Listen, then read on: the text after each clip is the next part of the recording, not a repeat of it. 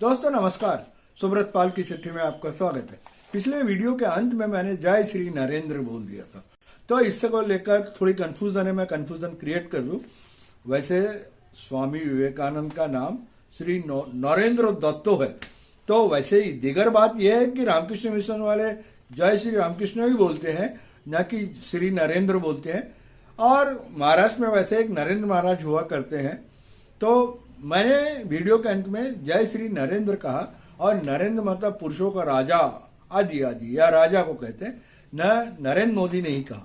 तो चलिए कंफ्यूजन मैंने क्लियर कर दिया और अब सीधे गुजरात चलते हैं। गुजरात में मेरे राजकोट में पटेल साहब दोस्त है, वो ऑटोमोबाइल सेक्टर में है, पार्ट्स वगैरह का काम करते हैं। और मेरे एक मित्र हैं नडियाद में, पटेल ही हैं वो भी, और वो टोबैको लीव्स का धंधा करते हैं। मैंने ये दोनों, मुझे मालूम है कि ये मोदी भक्त है, बीजेपी प्रो है। मैंने इनको छेड़ने के लिए पूछा, अरे क्या, पर दोनों को अलग अलग बात किया, अरे क्या बोलते हैं आपकी पार्टी? अरे सुब्रत भाई गुजरात में मोदी है, बीजेपी भी है। अरे मैंने बोला आपका तो बहुत जोर चल रहा है।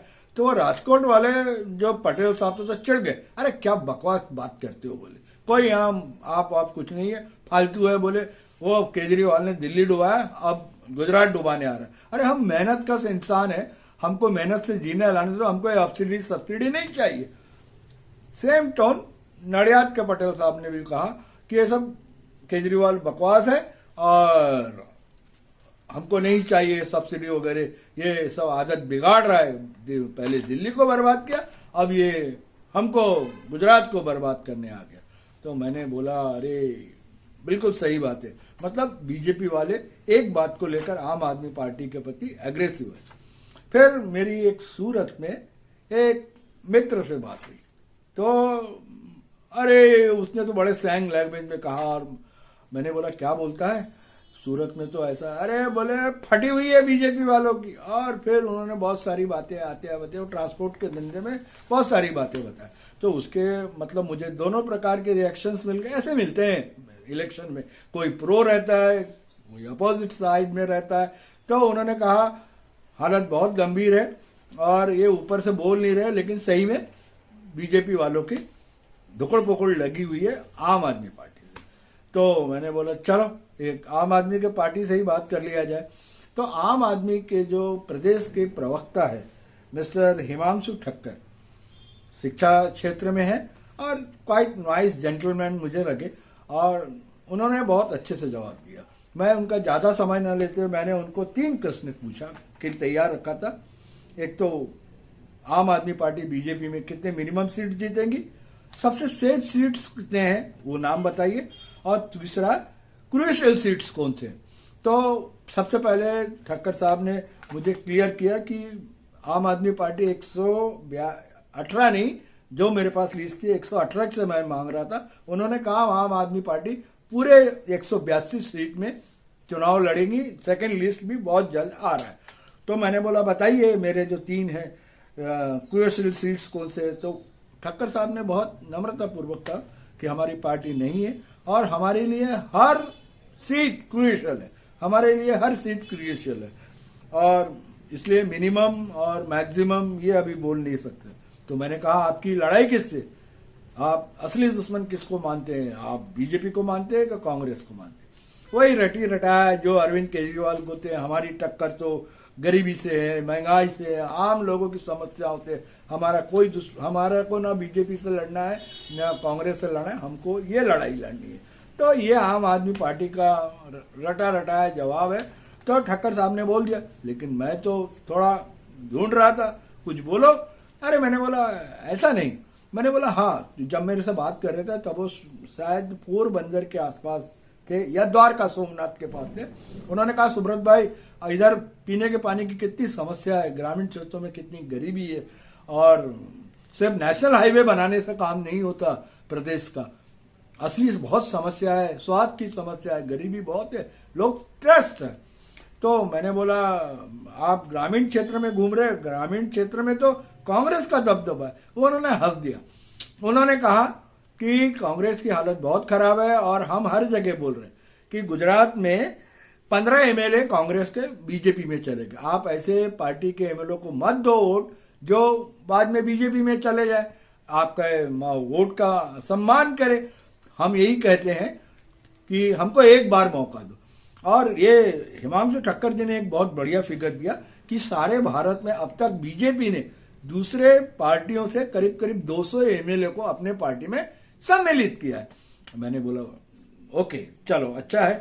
तो फिर मैंने बोला फिर भी मैं जरा हिमांशु भाई को पेच कसने की कोशिश कर रहा था, कुछ तो फंसे, कुछ तो बताए, कितनी सीट जीत रहे हैं। मजा नहीं आ रहा है। मैंने बोला हिमांशु भाई कुछ तो बोलो, कितनी सीट जीत रहे हो, मजा नहीं आ रहा है। उन्होंने कहा, बोले नहीं। मैंने कहा नहीं, कुछ फिगर बताओ कि हम इतने सीट को कम से कम लाएंगे। तो हिमांशु भाई ने कहा हम सरकार बना रहे। मैंने बोला है? बोले चौंक गए। मैंने बोला हाँ आप सरकार बना रहे। मैंने धीरे से पूछा, बोले हाँ हम सरकार बना सकते हैं और ये अभी लोग बोल नहीं रहे हैं, लेकिन हम बहुत मेहनत कर रहे हैं गांव में, शहर में, हर जगह। सिर्फ शहर में नहीं, हमको शहर की पार्टी मत बोलिए। मैंने उनको कहा था कि आप शहर में ही कालिए। बोले नहीं, हम गांव गांव जा रहे हैं, सब लोगों से मिल रहे हैं और हम बहुत अच्छा काम कर, हम बहुत लोगों से मिल रहे हैं और आपको अनएक्सपेक्टेड रिजल्ट्स हमारे दिखेंगी आपने के बाद, और हो सकता है हम सरकार भी बना ले। मैं मुस्कुरा दिया, चलो ठीक है, इनका जोश तो बहुत है। और कभी भरोसा जो है कांग्रेस का, उनका कहना था कि वो सरकार से उनका भरोसा उठ गया है।